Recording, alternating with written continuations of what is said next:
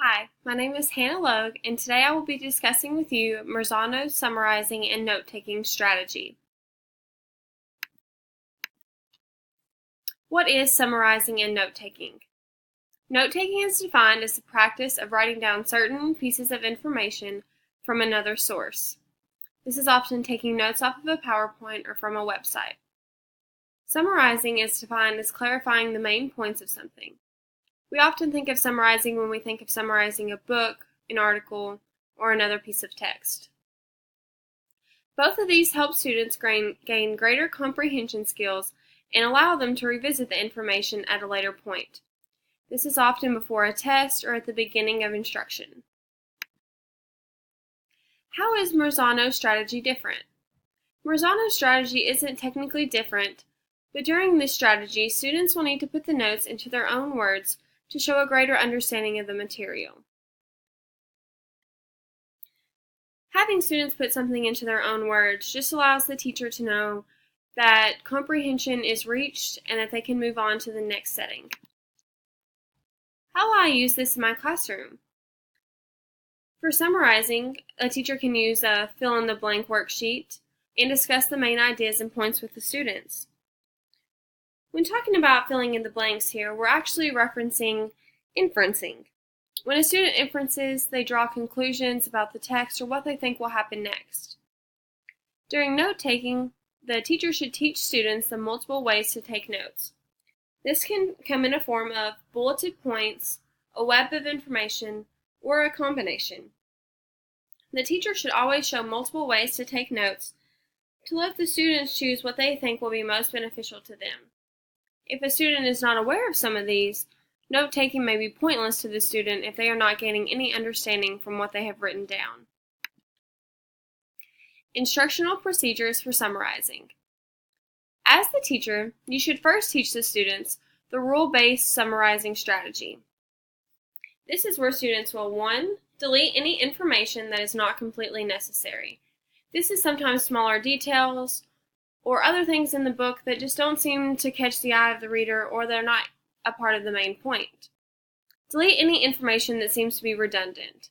This is something that continually happens within the story that the student may just need to block out the second time. Find a sentence that summarizes the entire text or create one.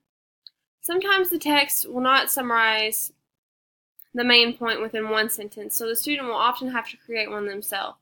This is something that will have to be practiced multiple times before gaining a better understanding of this. Replace specific information with more general ideas. Instead of talking about each of Henry's friends within the story in complete detail, maybe we can just sum up Henry's friends by saying his 3 friends when discussing the story. Use a summary frame within your classroom as well. As the picture on the left shows, a summary frame is a set of questions that will help the students understand the main points of the story.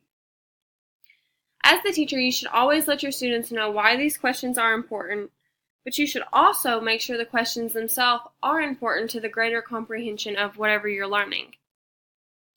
These questions tell more about the text than what normally meets the eye. In this one, in case, talks about the characters, what's the main problem, and the patterns that are within the story. You can use this in your classroom for students who are having a hard time considering what the main points of the story are. Instructional strategies for note-taking. The most common 3 types include outlines, webs, and combinations. Here are some examples. In the top left corner, we have the bulleted points outline. This is the most common form of note-taking in the lower grades, more than likely. Students often have an easier time making bullet points because it's summarizing the notes in their own words, and it's often the easiest. In the right corner over here, we have the web. The web shows the main idea in the middle, and then the other circles on the outside are the sub-ideas that make up parts of the main idea. This is often easy for students because it does not require many words, and the main idea is easily given to them.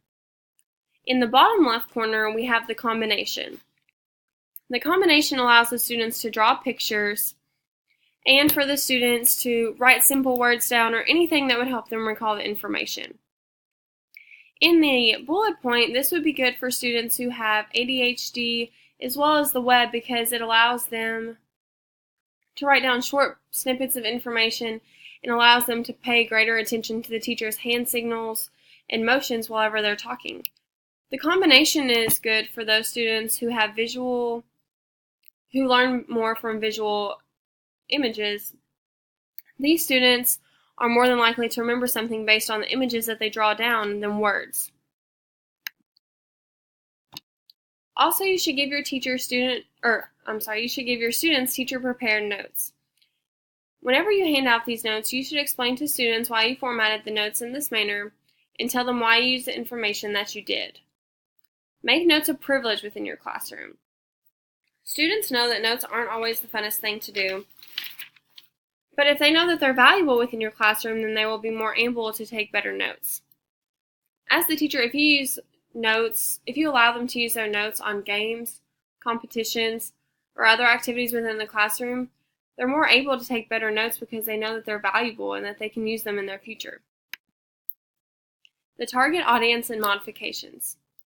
Any student in the classroom could benefit from using Marzano's strategy for note-taking and summarizing, but it could be a greater aid to students with disabilities. For those students with disabilities, a fill-in-the-blank chart would be my go-to. This modification to notes would allow the students to stay engaged as well as actively listening. The student would be able to keep up the lecture more easily if they knew what to look out for. For students who need visuals to remember information, you could try the combination organizer. Like I said earlier, these students will learn better if they see the visuals later on than words. These are my resources that I used. The first one is what I use for most of my general information, but it does also have a lot of access information that you can use about the other strategies of Marzano's as well as this one. The second is a slideshow that allows a great deal of information to be gained, as well as a lot of other information in forms of pictures and handouts. And this last one is a PDF that goes over all 9 of Marzano's strategies, but into very greater detail. Thank you all for listening today, and if you all have any questions, please just let me know. Thank you.